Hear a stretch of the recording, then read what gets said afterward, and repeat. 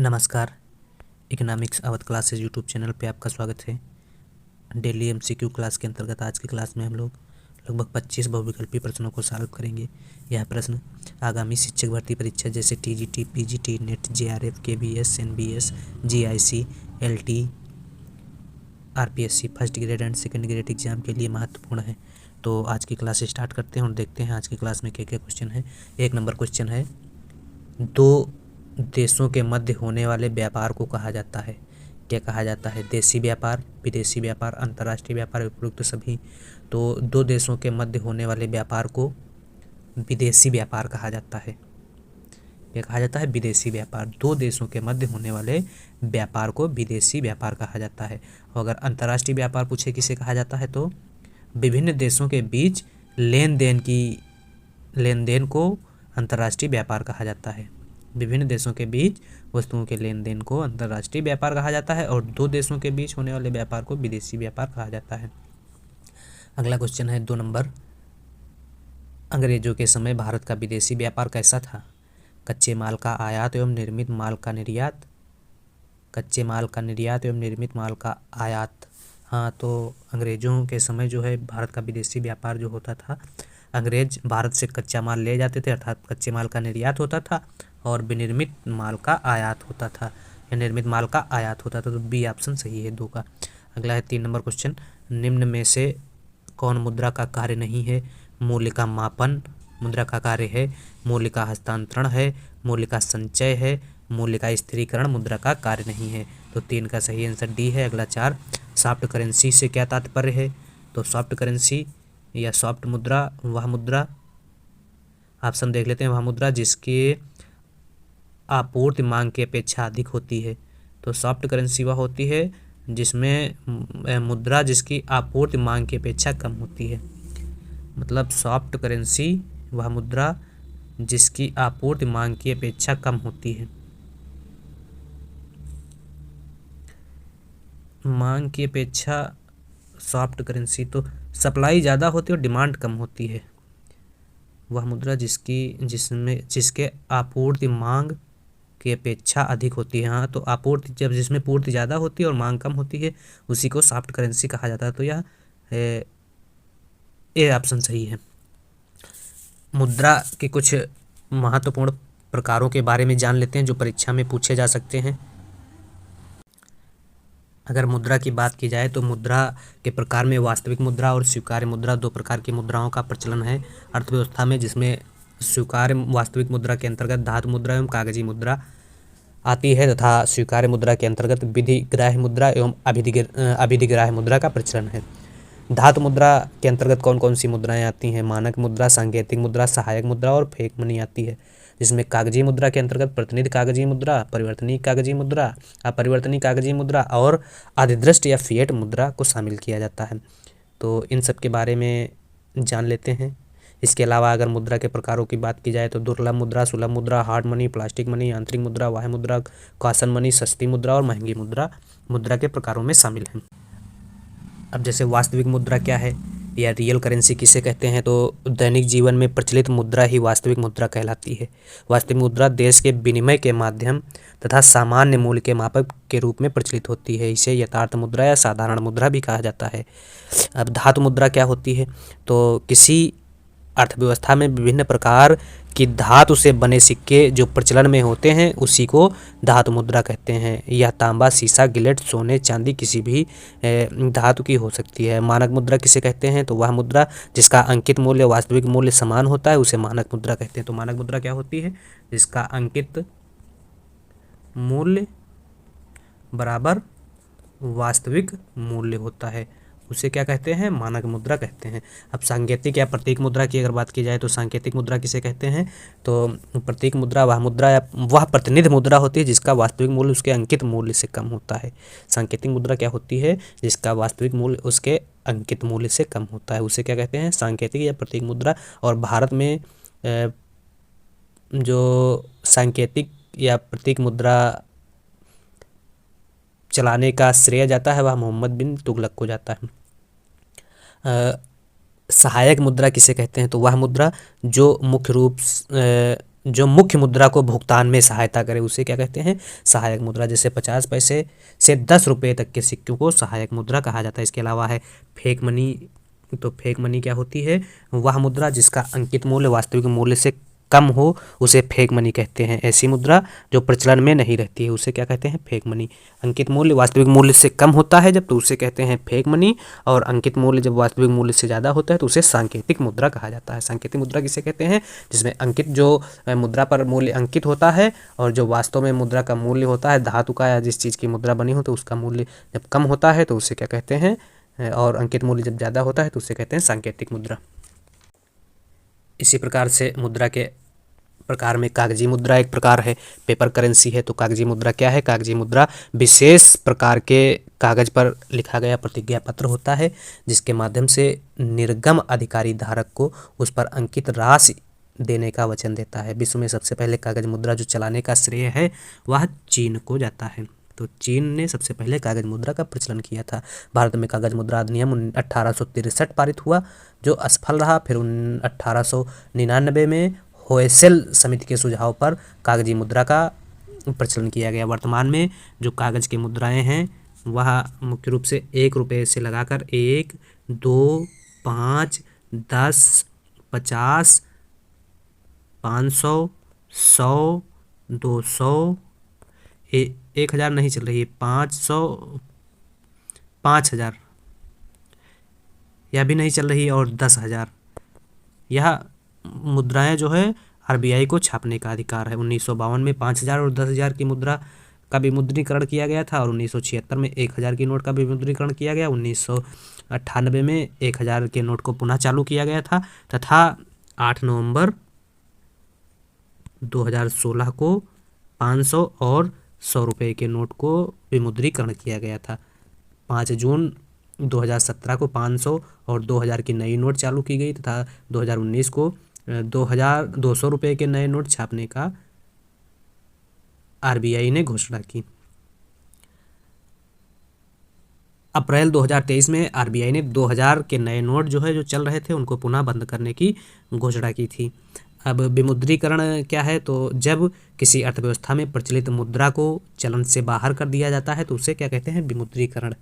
इसी प्रकार से मोनेटाइजेशन क्या है, तो जब किसी मुद्रा को अर्थव्यवस्था से बाहर करने के बाद उसी मुद्रा को नए तरीके से चालू किया जाता है तो उसे रिमोनेटाइजेशन कहा जाता है। आरंभ में आरबीआई को नोट छापने का एक अधिकार था, या वित्त मंत्रालय आरबीआई नोट छापने का कार्य करता था, और 1935 के बाद जो है आरबीआई को नोट छापने का अधिकार दिया गया। इसी प्रकार से प्रतिनिधि मुद्रा किसे कहते हैं, तो वह मुद्रा जिसे 100% स्वर्ण भंडार का समर्थन प्राप्त होता है उसे क्या कहते हैं, प्रतिनिधि मुद्रा कहते हैं। तो प्रतिनिधि मुद्रा वह मुद्रा होती है जिसे 100% स्वर्ण का समर्थन प्राप्त होता है। परिवर्तनीय कागजी मुद्रा क्या होती है, तो किसी अर्थव्यवस्था में प्रचलित वह कागजी मुद्रा जिसे धारक की मांग पर केंद्रीय बैंक स्वर्ण मुद्रा या मानक मुद्रा के रूप में परिवर्तित कर देता है उसे परिवर्तनीय कागजी मुद्रा कहते हैं। जो कागज की मुद्रा सोने में परिवर्तित होती है उसे परिवर्तनीय कागजी मुद्रा कहते हैं। और इसी प्रकार से अपरिवर्तनीय कागजी मुद्रा क्या है, वह कागजी मुद्रा जिसे स्वर्ण मुद्रा या स्वर्ण भंडार का समर्थन प्राप्त नहीं होता है उसे अपरिवर्तनीय कागजी मुद्रा कहते हैं। आरबीआई कागजी मुद्रा के बदले सोना नहीं देगा क्योंकि भारत की मुद्रा जो है अपरिवर्तनीय कागजी मुद्रा है। तो यह भी क्वेश्चन पूछा जाता है, भारत की मुद्रा किस प्रकार की है, तो अपरिवर्तनीय कागजी मुद्रा है भारत की। इसी प्रकार से अधिदृष्ट मुद्रा किसे कहते हैं, तो किसी भी अर्थव्यवस्था में सरकार के आदेश पर जो नोट सिक्के जारी किए जाते हैं उसे अधिदृष्ट मुद्रा कहते हैं। भारत सरकार जो मुद्राएं जारी करती हैं उसे अधिदृष्ट मुद्रा के अंतर्गत रखा जाता है। विधिग्राह्य मुद्रा क्या है, तो किसी भी अर्थव्यवस्था में प्रचलित वह करेंसी जिसे कानून का प्रत्यक्ष रूप से समर्थन प्राप्त होता है उसे विधिग्राह्य मुद्रा कहते हैं। सीमित विधिग्राह्य मुद्रा क्या है, तो वह मुद्रा जिसमें सीमित मात्रा में ऋणों का भुगतान किया जाता है उसे सीमित विधिग्राह्य मुद्रा कहते हैं। असीमित विधिग्राह्य मुद्रा क्या है, वह मुद्रा जिसका असीमित मात्रा में कानूनी तौर पर भुगतान किया जाता है उसे असीमित विधिग्राह्य मुद्रा कहते हैं। इसी प्रकार से दुर्लभ मुद्रा क्या होती है, जिसको कहा जाता है दुर्लभ मुद्रा को हार्ड करेंसी। तो अंतर्राष्ट्रीय बाजार में प्रचलित वह मुद्रा जिसका मूल्य बहुत अधिक होता है या जिसकी मांग क्या होती है, ज़्यादा होती है और पूर्ति कम होती है, उसे क्या कहते हैं, दुर्लभ मुद्रा। अंतर्राष्ट्रीय बाजार में प्रचलित वह मुद्रा जिसका मूल्य अधिक होता है उसे क्या कहा जाता है, दुर्लभ मुद्रा कहा जाता है। सुलभ मुद्रा किसे कहते हैं, तो अंतर्राष्ट्रीय बाजार में प्रचलित वह मुद्रा जिसकी मूल्य बहुत कम होती है उसे क्या कहते हैं, सुलभ मुद्रा कहते हैं। या कह सकते हैं जिसकी सप्लाई अर्थव्यवस्था में ज़्यादा होती है और डिमांड कम होती है उसे सॉफ्ट करेंसी कहते हैं। और हार्ड करेंसी तो जिसकी डिमांड ज़्यादा होती है और सप्लाई कम होती है उसे क्या कहते हैं, हार्ड करेंसी कहा जाता है। अब एक करेंसी है हार्ड करेंसी, तो हार्ड करेंसी किसे कहते हैं, तो अंतर्राष्ट्रीय बाजार में जिस मुद्रा के पलायन करने की प्रवृत्ति पाई जाती है उसे हार्ड करेंसी कहते हैं। जिस स्थान पर लाभ मिलने की संभावना अधिक होती है यह उसी स्थान पर खिसक जाती है। जैसे डॉलर और यूरो। प्लास्टिक मुद्रा क्या है, तो प्लास्टिक मुद्रा से आशय उस मुद्रा या कार्ड से है जो डेबिट एवं क्रेडिट कार्ड के रूप में वित्तीय संस्थाओं द्वारा जारी की जाती है, उसे क्या कहते हैं, प्लास्टिक मुद्रा कहते हैं। इसी प्रकार से एक है न्यास मुद्रा किसे कहते हैं, तो यह ऐसी मुद्रा होती है जो विनिमय के माध्यम के रूप में स्वीकार की जाती है, उसे क्या कहते हैं, न्यास मुद्रा कहते हैं। क्योंकि न्यास मुद्रा यह प्राप्तकर्ता तथा जारीकर्ता के बीच पारस्परिक विश्वास पर आधारित होती है। जैसे चेक को न्यास मुद्रा कहा जाता है। चेक क्या होता है, तो चेक बैंक द्वारा खाताधारक को दिए जाने वाला भुगतान का साधन है जिससे खाताधारक पैसा निकाल सकता है। किसी भी चेक की वैधता 3 महीने की होती है। किसी भी चेक की वैधता 3 महीने की होती है। अगला जो क्वेश्चन है वह है 5 नंबर क्वेश्चन। मुद्रा का आधुनिक रूप क्या है, चेक, क्रेडिट कार्ड, कागजी मुद्रा। तो सभी मुद्रा के आधुनिक रूप हैं। भारतीय रिजर्व बैंक है तो भारतीय रिजर्व बैंक केंद्रीय बैंक है, ये सही है। अगला क्वेश्चन है ऋण के औपचारिक स्रोत की पहचान करें। तो ऋण का औपचारिक स्रोत जो है सहकारी समितियां होती हैं। ऋण का औपचारिक स्रोत सहकारी समितियां हैं। बाकी इसके अलावा व्यापारी, जमींदार और साहूकार जो है अनौपचारिक या गैर संस्थागत ऋण के स्रोत के अंतर्गत आते हैं।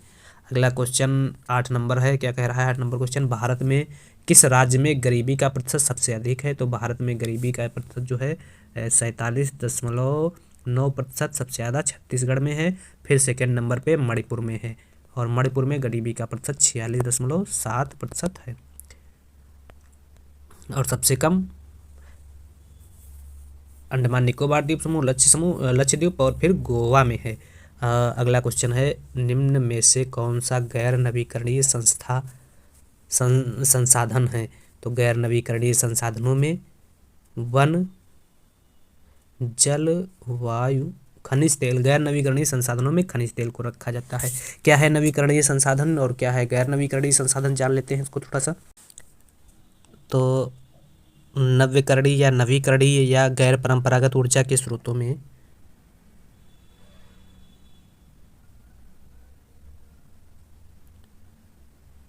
सौर ऊर्जा, सौर ताप, पवन ऊर्जा, जल विद्युत ऊर्जा, भूतापीय ऊर्जा, जैवद्रव्य ऊर्जा, ज्वारीय ऊर्जा आदि को रखा जाता है। और अनवीकरणीय या परंपरागत ऊर्जा के अंतर्गत कोयला, पेट्रोलियम, गैस एवं परमाणु ईंधन को रखा जाता है। नव्य या गैर परंपरागत ऊर्जा के स्रोत के अंतर्गत वे स्रोत आते हैं जो कभी समाप्त होने की जिनकी संभावना नहीं होती है। और परंपरागत ऊर्जा के स्रोत जो हमेशा से चले आ रहे हैं, परंपरागत तरीके से उपयोग किए जा रहे हैं, परंपरागत काल से चले आ रहे हैं, बहुत दिनों से चले आ रहे हैं और जिनके समाप्त होने की संभावना है, उनको क्या कहते हैं, परंपरागत ऊर्जा के स्रोत कहा जाता है। अगला क्वेश्चन है 10 नंबर क्वेश्चन, निर्धनता का सर्वाधिक प्रकोप वाला राज्य है। तो निर्धनता के सर्वाधिक प्रकोप वाला राज्य जो है वह है बिहार और उत्तर प्रदेश। तो 10 का सही आंसर बिहार और उड़ीसा है, सी सही। अगला 11 नंबर क्वेश्चन, जीडीपी का क्या अर्थ है। तो जीडीपी सकल डेयरी उत्पाद, सकल घरेलू उत्पाद, बड़ी विकास परियोजना, बड़े घरेलू उत्पाद। तो सकल घरेलू उत्पाद जीडीपी का मतलब होता है। जीडीपी बराबर होता है C+I+G, ग्रास डोमेस्टिक प्रोडक्ट।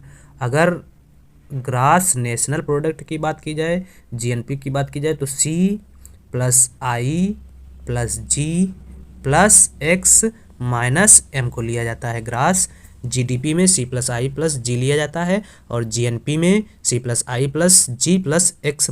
को लिया जाता है, जिसमें X का मतलब होता है निर्यात और M का मतलब होता है आयात।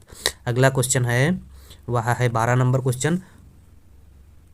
उपभोक्ता सुरक्षा अधिनियम पारित किया गया, तो उपभोक्ता सुरक्षा अधिनियम 1986 में पारित किया गया था। 12C सही है। अगला 13 नंबर क्वेश्चन, राष्ट्रीय उपभोक्ता आयोग कहाँ है? ऑप्शन ए नई दिल्ली, बी मुंबई, सी कोलकाता, डी लखनऊ। तो राष्ट्रीय उपभोक्ता आयोग नई दिल्ली में है, ए ऑप्शन सही है। अगला 14 नंबर, भारत में उपभोक्ता आंदोलन का उदय हुआ, तो भारत में उपभोक्ता का आंदोलन का उदय जो है वह 1960 के दशक से हुआ था। 1960 के दशक, ए ऑप्शन में दिया गया है, ए सही है। अगला, शहद खरीदते समय हमें कौन सा निशान देखना चाहिए? तो शहद खरीदते समय हमें एग मार्क देखना चाहिए। एग मार्क जो है कृषि उत्पादों पर लगाया गया एक हॉलमार्क होता है। अगला क्वेश्चन है 16 नंबर, वह संगठन जो अंतर्राष्ट्रीय स्तर पर उत्पादों के मानक तय करता है उसे कहते हैं। तो वह संगठन जो अंतर्राष्ट्रीय उत्पादों के मानक तय करता है उसे कहते हैं ISO। ISO सी ऑप्शन में दिया गया, सी है। अगला, सूचना का अधिकार अधिनियम कब पारित किया गया? तो सूचना का अधिकार अधिनियम अक्टूबर 2005 में पारित किया गया था, डी सही है।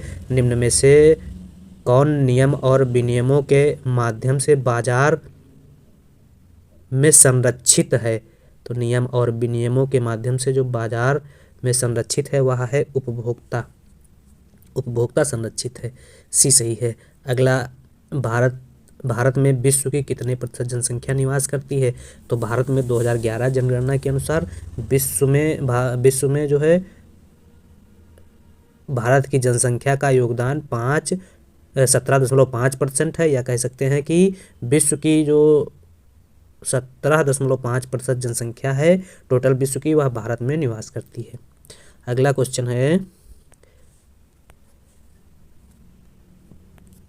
प्रति व्यक्ति आय किस देश की अधिक है? तो प्रति व्यक्ति आय के मामले में दिए गए ऑप्शनों में चीन की प्रति व्यक्ति आय सबसे ज़्यादा है। वैसे अगर देखा जाए तो आयरलैंड की प्रति व्यक्ति आय है सबसे ज़्यादा, और भारत में गोवा की प्रति व्यक्ति आय सबसे ज़्यादा है। पाकिस्तान की अर्थव्यवस्था कैसी है? तो पाकिस्तान की अर्थव्यवस्था जो है वह मिश्रित अर्थव्यवस्था के अंतर्गत आती है। अगला, चीन में द ग्रेट लीप फॉरवर्ड अभियान केंद्रित था। तो चीन में द ग्रेट लीप फॉरवर्ड अभियान जो है विस्तृत औद्योगिकरण से संबंधित था, ए ऑप्शन सही है। सरकार ने पर्यावरण अनुकूल उत्पादों के उत्पादन को प्रोत्साहित करने के लिए योजना प्रारंभ की।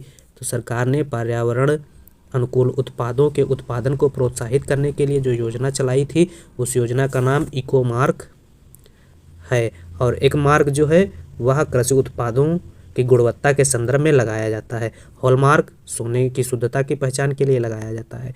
अगला है 24 नंबर क्वेश्चन, केंद्रीय प्रदूषण नियंत्रण बोर्ड की स्थापना हुई। तो केंद्रीय प्रदूषण नियंत्रण बोर्ड की स्थापना 1974 में हुई थी। धारणीय विकास को मापा जाता है, कैसे मापा जाता है धारणीय विकास को? हरित GDP के माध्यम से धारणीय विकास को मापा जाता है, सी सही है 25 का। भारत में ऊर्जा का सबसे बड़ा साधन कौन सा है? तो थर्मल पावर, सौर ऊर्जा, पनबिजली, पवन ऊर्जा। तो भारत में ऊर्जा का सबसे बड़ा साधन जो है वह थर्मल पावर है, ए सही है। अगला, इनमें से कौन ऊर्जा के परंपरागत स्रोत से नहीं है? तो ऊर्जा के परंपरागत स्रोत में कौन सा नहीं है? तो इसमें सौर ऊर्जा नहीं है, क्योंकि सौर ऊर्जा का नवीकरणीय स्रोत के अंतर्गत आता है, सी सही है। अगला क्वेश्चन है, भारत में परमाणु ऊर्जा की भागीदारी का प्रतिशत है। तो भारत में परमाणु ऊर्जा की भागीदारी का प्रतिशत जो है वह 3.6% है। अगला है क्वेश्चन, निम्न चित्र में प्रदर्शित है बिंदु ए पर ED। तो इसको पूरा एक आरेख से कीमत लोच की श्रेणियाँ 5 हैं और पांचों कीमत लोच की श्रेणियों को ज्ञात किया जा सकता है। जो बिंदु ए इसको कह सकते हैं, इसको बी, सी, डी और यह ई हो जाएगा। तो ए बिंदु, यहाँ ए आरेख में ए बिंदु जो है नीचे लिया गया है, तो यहाँ जो हो जाएगा ए बिंदु ऊपर हम ले रहे हैं। तो ए बिंदु पर अनंत होती है मांग की लोच, डी बिंदु पर 1 से ज़्यादा होती है, बी बिंदु पर इकाई के बराबर होती है, ई बिंदु पर 1 से कम होती है और सी बिंदु पर 0 होती है। तो यही सी नीचे एक्स अक्ष पे जो रेखा है उसमें पूछा गया है, तो इसमें 0 हो जाएगी। तो इसका सही आंसर 0 का मतलब हुआ ए सही हो जाएगा। ई डी बराबर 0 ए में दिया गया है, ए सही हो जाएगा। तो ई बराबर जब अनंत होती है तो इसको कहते हैं पूर्णतः लोचदार मांग। फिर ई जब ज़्यादा होती है 1 से तो इसको कहते हैं पूर्णतः लोचदार मांग। फिर ई बराबर 1 होती है तो इकाई लोचदार मांग। ई जब कम होती है 1 से तो इसको कहते हैं बेलोचदार मांग। और ई जब 0 की होती है तो इसको कहते हैं पूर्णतः बेलोचदार मांग। तो यह मांग की कीमत लोच की 5 श्रेणियों के एग्जाम्पल थे। भारत में विद्युत ऊर्जा का प्रमुख स्रोत है, तो भारत में विद्युत ऊर्जा का जो प्रमुख स्रोत है वह है तापीय ऊर्जा।